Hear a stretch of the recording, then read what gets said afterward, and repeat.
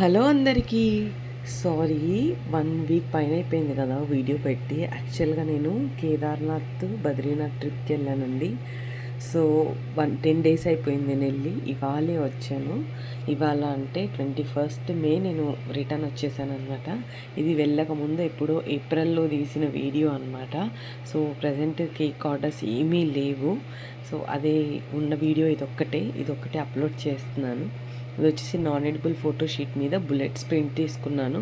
వాళ్ళు gun బుల్లెట్తో cake కావాలి అన్నారు. ఇవి వచ్చేసి గన్స్ అండి. మొత్తం అంటే నాన్ ఎడిబుల్ ఫోటో షీట్ మీద ప్రింట్ తీసుకొని వెనకాల ప్లాస్టర్ అంటించేసి పెట్టాను అనమాట.